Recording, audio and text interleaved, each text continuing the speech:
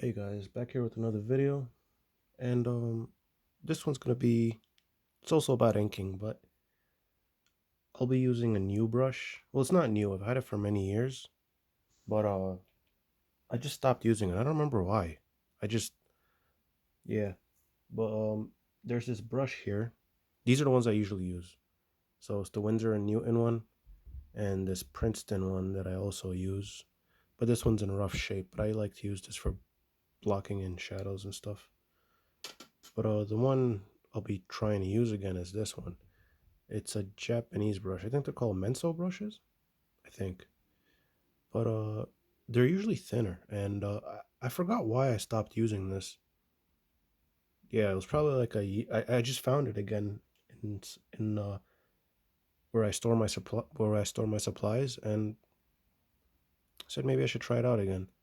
But yeah, I'm gonna use it to ink some of this in. I did some practice lines on the side, and I honestly don't know why I stopped using it. It's probably because it doesn't hold on to the ink as well. I don't know, but let's actually I think it does. Actually, no, it doesn't hold on to the ink as well because this the bristles here are thinner and they're longer. Like if you compare it to like one of these brushes, this brush here, it's got a bigger well, right? I mean, it's not as thin as this one, but even if you get like a thinner brush, like this Winsor and Newton one here, which I forgot to wash, damn it. I wet it a bit. So I'm gonna wet the brush a little bit.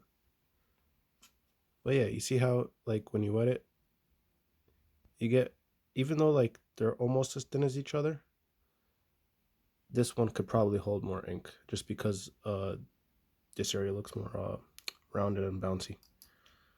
But yeah, I'm gonna attempt to ink some of this in. I'm using the Kohinoor Ultra Draw ink, and I'm gonna just test it on something here quickly. So let's try to ink this guy's let's ink some of him in. Let's see what happens.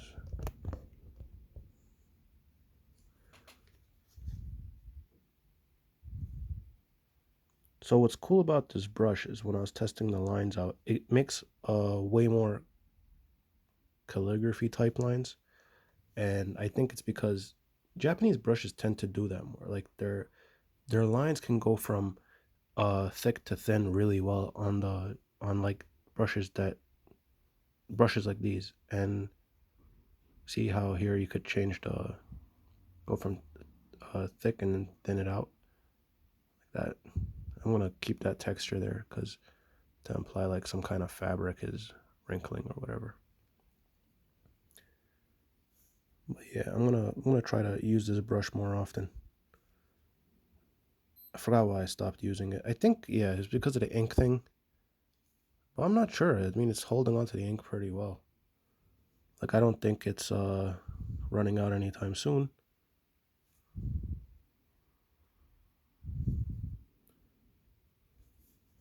But yeah, I'm enjoying how it feels.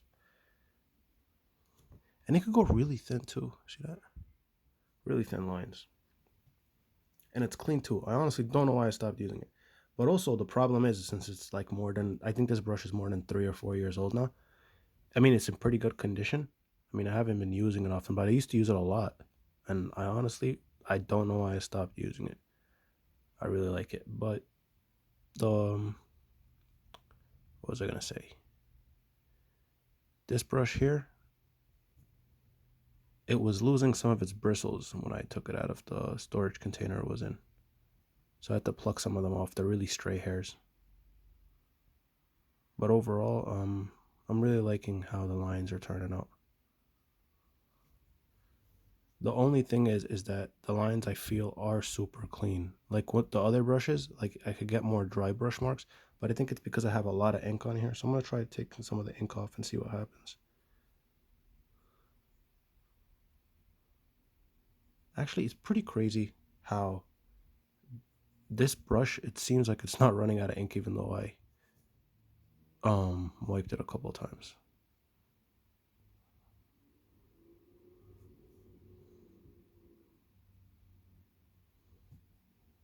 All right.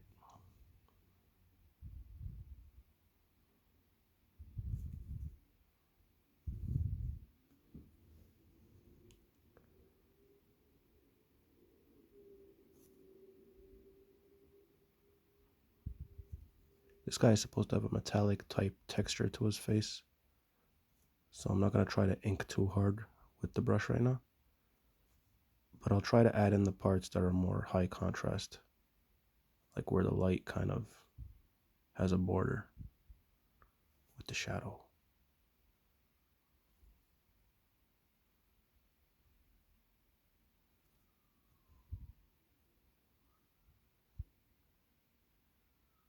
Yeah, I think the main reason I stopped using this brush was because of like some kind of problem I thought was because of the brush, but it really was because I wasn't that good at inking stuff in yet. So yeah, I think it was just because of my limited ability, that's why I stopped using it. But overall, I'm really enjoying how this brush feels.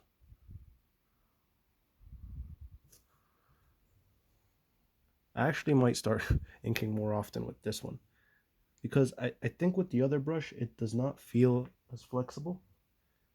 But I think the reason why I stopped using this probably because I felt that the control was less than the other one.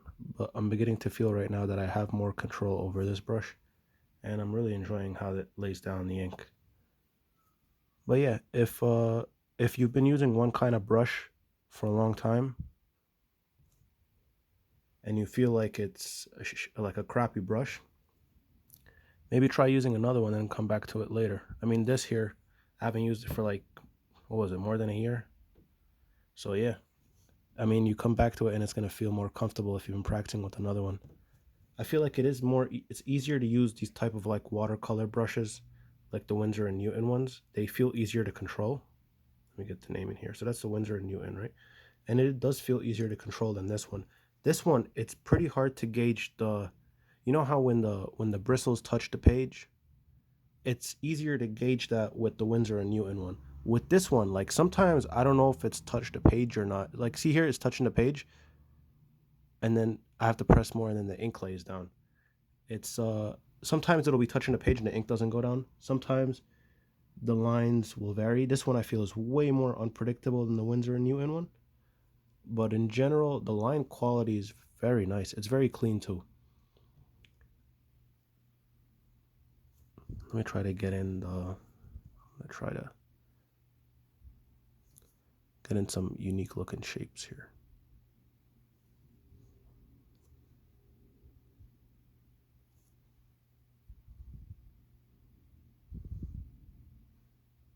Yeah, this makes pretty cool shapes. Also, I think it's because it's longer. It's you could get in some really unique looking shapes in there.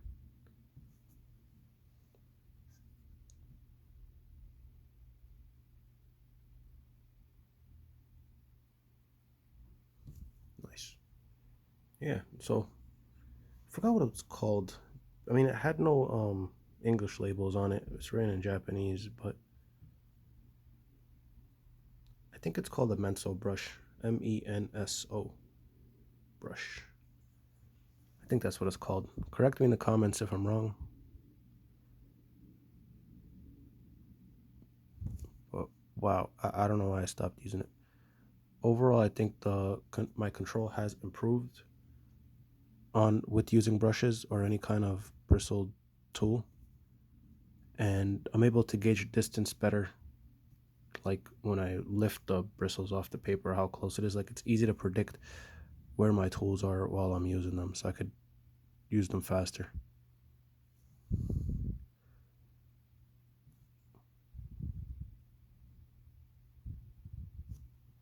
And see how you could get really thin lines here, and like they're lines that you could use to like create non-distracting um lines, right? They don't look as distracting because they're very thin. So sometimes with some brushes they can't get that fine line. With this one you could get a really fine line and then a really thick line. So that's nice.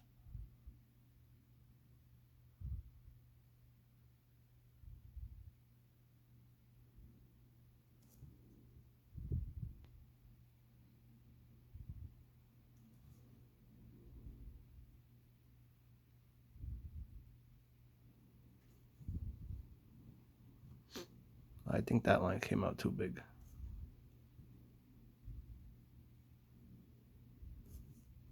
Actually, it's not too bad. Now it's like time to work on some of the reflections. Not reflections, but like that metallic type rendering. It's a very difficult thing to do, render in metal. I always advise to use a reference.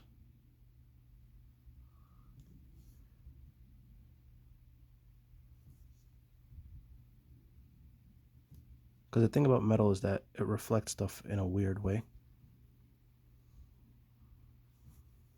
And it's not always easy to predict how it's going to look. So using a reference will always help out.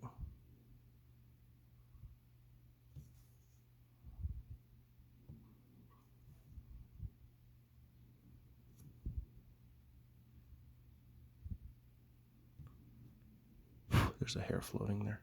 Also, I should use that glove I use when I ink stuff in. Forgot where I put it.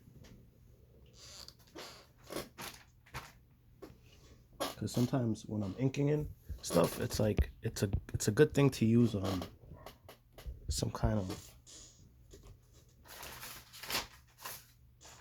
glove or something, because like when you're inking, because you don't want to ever like get ink on your hands smeared on the paper, or even like when you're sweating from your hands, you don't want that rubbing onto the paper. So damn it, where'd I put that glove?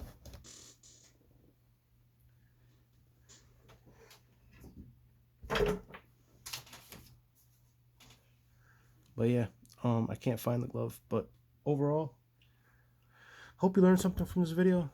Maybe even like try to buy one of these brushes. They're really cool. Try them out. It will probably improve your control if you try to use it. Yeah, because I remember after using this type of brush and then moving to this type of brush, it's like it's this kind of brush is way more predictable. Like I feel like it just, like when it bends and stuff, look at that. It just stays there, right? This one, it just bounces right back. So it's a bouncier type of brush, and it's springier and harder to predict. So when you're using something that's harder to predict, it'll improve the way you use the stuff that's easier to predict. So when you use harder tools, it's gonna also this type of tool here is also a little bit different than this type of brushes. This type of brush is probably more for it's less used for calligraphy, right? This kind is more used for calligraphy, I feel, and that's probably why it acts this way. So yeah, hope you enjoyed the video, maybe learned something, or if you got any questions, comments, or maybe even topics for other videos, because I'm running out of like, you know. Enjoy your night wherever you are. See you in the next video. Bye.